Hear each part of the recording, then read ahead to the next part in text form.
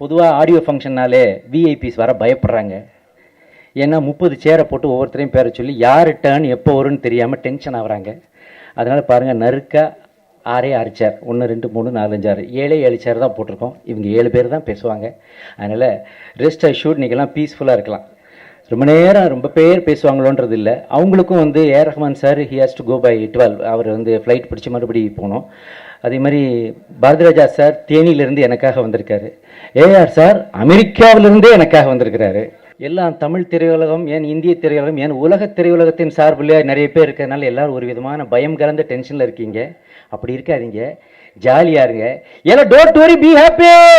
வந்திருக்கும் திரையுலக பீஷ்மர்களே, மேடையில் இருக்கும் பெரியோர்களே, மற்றும் எனது நண்பர்களே, மற்றும் பத்திரிகை துறையை சார்ந்த நண்பர்களே, மற்றும் மதையானை கூட்டம் போல் இங்கே நின்று ஃபோட்டோ எடுத்துக்கொண்டிருக்கும் ஃபோட்டோகிராஃபர்ஸ்களே, மற்றும் இணையதள நண்பர்களே, மற்றும் எனக்காக ட்வீப்பிள்ஸ் நிறைய பேர் வந்திருக்காங்க ட்விட்டர்ஸ்லேருந்து. அவங்க எல்லாருக்கும் ஒரு வணக்கம் சொல்லிக்கிறேன். உங்கள் அனைவருக்கும் வணக்கம். காலம் மிகவும் குறைவாக இருப்பதால் ஷார்ட் அண்ட் ஸ்வீட்டாக என்னுடைய வரவேற்புரை முடிச்சுக்கிறேன். இது ஆக்சுவலாக வரவேற்புரை இல்லை, இது ஒரு நன்றி உரை தான். காரணம், ஒரு ஷோவை கேன்சல் பண்ணிவிட்டு கமலா தேட்டரை அவங்க இந்த அரங்கத்தை நமக்கு கொடுத்திருக்கிறார்கள்.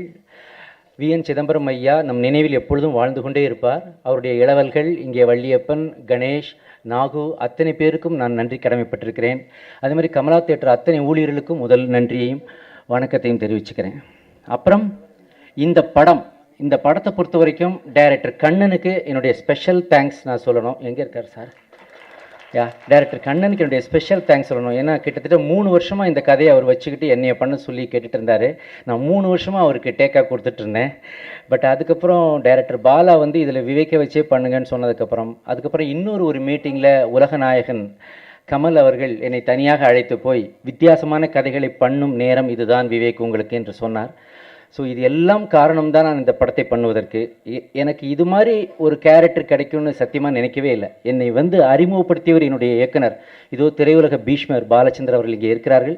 26 வருஷம் கழித்து எனக்கு இந்த மாதிரி ஒரு கேரக்டர், ஏன் இந்தியாவில் எந்த காமெடியனுக்கும் இப்படி ஒரு கேரக்டர் கிடைச்சிருக்காது, எனக்கு கிடைச்சிருக்கு.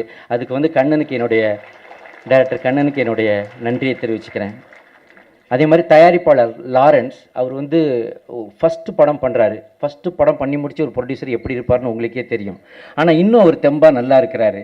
அதனாலேயே இந்த படம் நல்லா வருன்ற நம்பிக்கை இருக்குது. ஆள் வேறு நல்லா ஸ்டைலாக இருக்கார்.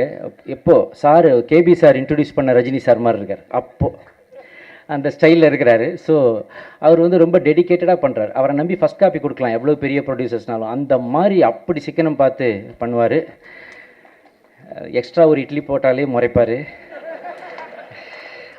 அந்த அளவுக்கு பார்த்து பண்ணார் இந்த படத்தை. அவருக்கு என்னுடைய ஸ்பெஷல் தேங்க்ஸ் தெரிவிச்சுக்க விரும்புகிறேன்.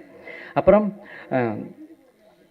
இந்த ஆடியோ ஃபங்க்ஷனில் திரையுலகின் பெரியவங்க வர பயப்படாங்கன்னு சொன்னேன். ஏன்னா நிறைய பேருக்கு சேர் போட்டு எல்லாரையும் பேச வைக்கிறது கஷ்டம்னு. அதனால ரொம்ப மோஸ்ட் விஐபிஸ் மட்டும்தான். ஏன்னா மற்ற எல்லாரும் எதிர்த்தாப்பில் உட்காந்துருக்கீங்க. நீங்கள் மெயினாக வர்றது ட்ரெய்லரையும் சாங்ஸையும் பார்த்துட்டு வாழ்த்துவதற்காகத்தான்.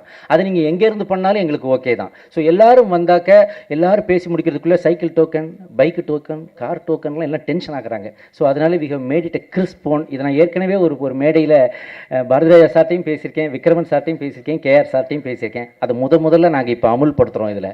ஸோ அதை உங்கள்கிட்ட சொல்ல விரும்புகிறேன். இப்போது இந்த மேடை சாதாரண மேடை அல்ல. இவர்கள் யாரும் இது என்னோடய படத்துக்கு விஐபிஸ்ன்னு சொல்லலை. ஜென்ரலாகவே இங்கே வந்திருக்கும் யூத், சினிமாவில் வெற்றி அடைய விரும்புபவர்கள், சினிமாவில் இன்னும் வெற்றி கிடைக்காமல் போராடி கொண்டிருப்பவர்கள் எல்லாம் மேடையில் வீற்றிருப்பவர்களை கொஞ்ச நேரம் பாருங்கள். இவங்க யாரும் அதிர்ஷ்டத்தினால் ஜெயித்தவர்கள் அல்ல. இவர்கள் அத்தனை பேரும் கடின உழைப்பாலும் முயற்சியாலும் பெரும் பெரும் சோதனைகளையும் வேதனைகளையும் தாண்டி இன்று ஜெயித்திருக்கின்ற மகா பெரும் சாதனையாளர். அப்படிப்பட்டவர்களை இங்கே நாம் அழைத்து வந்திருக்கிறோம். கேஆர் சார் முதல்ல எனக்கு கேஆர் சாரை வாழ்த்தி வரவேற்கிறேன். ஏன்னா அவர் சினிமாவுக்கு நமக்கு கிடைச்சிருக்க ஒரு பெஸ்ட் ஃப்ரெண்டாக இப்போ இருக்கிறாரு. அவர் ஷேவ் பண்ண அஜித்குமார் மாதிரி பல வருஷமாக யூத்தாகவே இருக்கிறாரு. அது அவர்கிட்ட தான் கேட்கணும். மீண்டும் அவருடைய சேரில் உட்காந்து நம்ம எல்லாருக்கும் ரொம்ப நல்ல ஃப்ரெண்டாக இருந்து ஹெல்ப் பண்ணுறாரு. என்னுடைய சின்ன சின்ன விஷயங்களெல்லாம் இந்த படத்தில் அக்கறை எடுத்து எங்களுக்கு ஹெல்ப் பண்ணிகிட்ருக்காரு. ஸோ தயாரிப்பாளர் சங்க தலைவர் கேஆர் அவர்களை வரவேற்பதில் மகிழ்ச்சி அடைக்கிறேன். அதே போல் இளைய தளபதி விஜய் இன்று எவ்வளவோ உயரத்தில் இருக்கின்ற பெரும் நடிகராக, மாஸ் ஹீரோவாக இருக்கின்றார். ஆனால் அவரை முதலாக ஒரு பெர்ஃபார்மராக மாற்றி காட்டினது இயக்குனர் விக்ரமன் தான். பூவே உனக்காக படத்திலிருந்து, அதிலிருந்து தான் அவருடைய ஆக்டிங் டேலண்ட்டே மக்களுக்கு தெரிய ஆரம்பிச்சது. அப்பேற்பட்ட நானும் அவருடைய படங்கள் பண்ணியிருக்கிறேன். ஸோ இயக்குனர் சங்க தலைவர் விக்ரமன் அவர்களை வரவேற்பதில் மகிழ்ச்சி அடைகிறேன். இந்தியாவில் எந்த இடத்தில் தேசிய கீதம் பாடப்பட்டாலும், கொஞ்சம் அமைதி please, I need some silence. இந்தியாவில் எந்த இடத்தில் தேசிய கீதம் பாடப்பட்டாலும், எந்த இடத்தில் நமது தேசிய கொடி பறந்தாலும் நமக்கு இவர் ஞாபகம் வராமல் போகாது. ஒரு இந்திய தேசிய கொடிக்கு ஒரு அவமானம் ஏற்படும் பொழுது ஹீரோ அதன் மேல் தீப்பிடித்த கொடியின் மேல் புரண்டு அந்த கொடியை காப்பாற்றினார் என்ற உயர்ந்த கிளைமாக்ஸை உலகத்துக்கே கொடுத்த மாபெரும் இயக்குனர் தான் நம்முடைய மணிரத்னம் சார். அவர் வெற்றி கமர்ஷியல் ஹிட் கொடுக்கறதுக்காக படங்கள் எடுப்பதே கிடையாது. அவர் எடுக்கும் படங்கள் சிலது கமர்ஷியல் ஹிட் ஆகிவிடும், அவ்வளோதான்.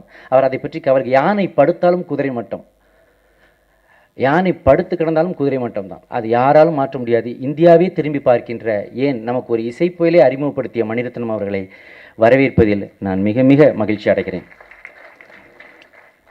தமிழ்நாட்டு மக்கள் அத்தனை பேரும் குடும்பங்களில் ஒருத்தராக நாம் இவரை மதிக்கிறோம். இவர் இதுதான் சொல்ல போகிறாரு நம்ம எல்லாருக்குமே தெரியும், மைக்கு பிடிச்சோன்னு. இருந்தாலும் அவர் அதை சொல்ல மாட்டாரான்னு நம்ம ஏங்கும். என் இனிய தமிழ் மக்களே, இது தமிழ்நாட்டு ரத்தமும் சதையும் இந்த மண்ணும் கலந்த ஒரு கலவை அவர். ஆக அவர்கிட்ட நான் ஒரு படம் தான் பண்ணக்கூடிய வாய்ப்பு எனக்கு கிடைச்சிது. பொம்மலாட்டம்னு ஒரே ஒரு படம் தான். அப்போ சொன்னார், நான் இவ்வளோ நாளாக எங்கேயா மிஸ் பண்ணேன், சாரி வெரி சாரி த்ரில்டு அப்படின்னாரு. இவ்வளோ நாளாக மிஸ் பண்ணேன்றதை இப்போ சொல்கிறாரு. நான் என்ன பண்ண முடியும், மனோஜ் கிரியேஷன் வாசலாம் நின்ன காலங்களில் எனக்கு 100 ஜதை செருப்பு வெளியே கிடக்கும். அத்தனை பேரையும் தாண்டி நான் வாய்ப்பு வாங்க முடியுமா? ஆனால் இன்று அவரே என்னை பாராட்டுவதற்கு வந்திருக்கிறார் என்பது எனக்கு கிடைத்த மிக பெரும் பாக்கியமாக கருதுகிறேன். பாரதி ராஜா சாருக்கு நாம் ஒரு பலத்த கைத்தட்டல் கொடுத்து வரவேற்போம்.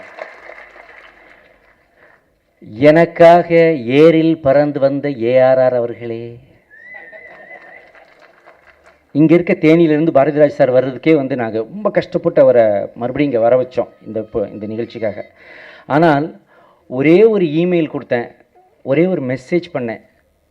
எனக்காக லாஸ் ஏஞ்சல்ஸ் அங்கேருந்து இங்கே வரைக்கும் அவர் சொந்த காசு போட்டு ஃப்ளைட்டில் வந்திருக்கிறார். இதுக்கு கை தட்டலைன்னா எதுக்கு தட்ட போகிறோம்?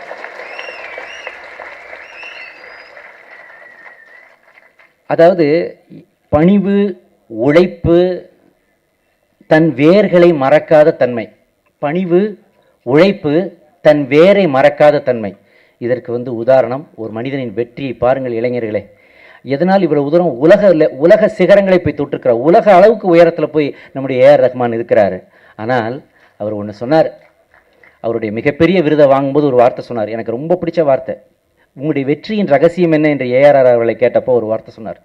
எனக்கும் இது எல்லா இளைஞர்களுக்கும் தெரிய வேண்டியது. கோபப்படுகிற அத்தனை பேரும் யோசிக்க வேண்டிய விஷயம். வருத்தப்படுகிற, வேதனைப்படுகிற, மற்றவங்களை வார்த்தைகளால் புண்படுத்துகின்ற அத்தனை இளைஞர்களும், மாணவர்களும், ஏன் இங்கு இருக்கின்ற அத்தனை கலா ரசிகர்களும் யோசிக்க வேண்டிய அந்த வரிகள். எனக்கு முன்னால் 2 பாதைகள் தென்பட்டன. ஒன்று அன்பின் பாதை, இன்னொன்று வெறுப்பின் பாதை. நான் அன்பின் பாதையை தேர்ந்தெடுத்தேன் என்று சொன்னார்.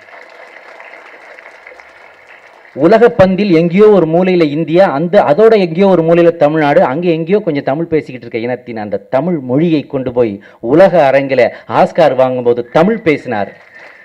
2 ஆஸ்கார்கள் வாங்கியும் பணிவு, பெருக்கத்துள் வேண்டுமாம் அடக்கம்னார் வள்ளுவர். அதற்கு வாழும் உதாரணமாக திகழ்ந்து கொண்டிருக்கிறார் ஏஆர் ரஹ்மான். டொரண்டோ நகரில் அவருடைய பெயரில் ஒரு சாலை திறந்திருக்கிறார்கள் தெரியுமா?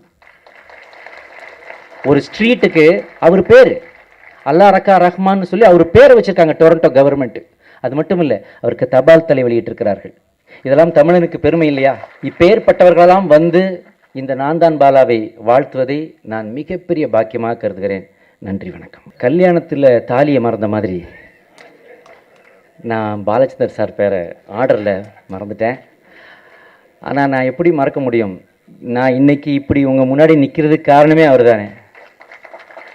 அவர் தான் ஒரு ஏஜிஸ் ஆஃபீஸில் ஒரு சாதாரண ஒரு அசிஸ்டண்ட்டாக தன்னுடைய அதாவது உழைப்புக்கும் முயற்சிக்கும் கடின முயற்சிக்கும் அதன் பிறகு கிடைக்கின்ற வெற்றிக்கும் வாழும் உதாரணம் எங்களுடைய ஆசான் தாதா சாஹிப் பால்கே பாலச்சந்தர் அவர்கள். ஒரு சாதாரண ஒரு கவர்மெண்ட் ஜாப்ல ஆரம்பிச்சு நாடகங்கள் போட்டு அதன் பிறகு நாடகத்திலிருந்து இப்போ வந்து இந்தியாவில் சிவில் அவார்டுன்னு கொடுத்தாக்க பிக்கெஸ்ட் அவார்டு வந்து பாரத ரத்னா. அதுக்கு மேல அவார்டே கிடையாது. இந்தியாவில் வேற அவார்டு கிடையாது, பாரத ரத்னா. அதுபோல திரை உலகிற்கு கொடுக்கப்படுகின்ற biggest award, top most award Dada Saheb Phalke. அதை வாங்கி இருக்கிறார் எங்களுடைய குரு. அவருடைய உழைப்பு, அவருடைய முயற்சி. அவரை வந்து நான் ஒரு மேடையில் பேசும்போது, படையப்பான்னு ஒரு படம் 15 வருஷத்துக்கு முன்னாடி படையப்பாவுடைய வெள்ளி விழா, அப்போல்லாம் வெள்ளி விழா 100 நாள் விழா போஸ்டர்கள்லாம் ஒட்டுவோம். ஓடிச்சு படம். இப்போ 1 வாரம் 2 வாரம். அப்போல்லாம் 6 தேட்டரில் ரிலீஸ் பண்ணி 100 நாள் ஓட்டணும். இப்போ 100 தேட்டரில் ரிலீஸ் பண்ணி 6 நாள் ஓட்டுறோம். அது மாதிரி வளர்ந்துருச்சு விஞ்ஞானம். நம்ம ஒன்றும் பண்ணுறதுக்கு இல்லை. இல்லாட்டி கூட நீங்கள் டவுன்லோட் பண்ணி அடுத்த வாரம் இந்நேரத்துக்கு ட்விட்டரில் எல்லாம் போய்கிட்டு இருக்கோம். நம்ம ஒன்றும் செய்கிறதுக்கு இல்லை. ஸோ அப்பேற்பட்ட ஒரு விஷயத்தை வந்து அன்று வந்து சாதித்தவர் அவர். மிகப்பெரிய சாதனைகளை பண்ணியவர் அவர். இன்னைக்கு வந்து இந்தியாவை உலுக்கிய ஏக் துஜே கேலியை தான் முதலாக ஸ்ரீதர் சாருக்கு பிறகு தமிழ்நாட்டை நோக்கி இந்திய சினிமாவை திரும்பி பார்க்க வைத்தவர் முதலில் நம்முடைய இயக்குனர் சிகரம் பாலச்சந்தர் அவர்கள் தான். அவரை பற்றி சொல்லிக்கொண்டே போகலாம். அதற்கு வந்து நம்ம முடிவே கிடையாது. அவரால் தான், அவருடைய படைப்பில் உருவானது தான் ரோஜா, அதன் இயக்குனர் தான் மணிரத்னம், அதன் இசையமைப்பாளர் தான் முதலாக இசையமைத்தது தான் இசைப்புயல் ஏஆர் ரஹ்மான். ஆகவே தான் அந்த கம்பீரமான இடத்திலே அவர் இன்று உட்கார்ந்திருக்கிறார். என்னுடைய ஆசான் பாலச்சந்தர் அவர்களையும் வரவேற்பதில் நான் பெருமகிழ்ச்சி அடைகிறேன். நன்றி.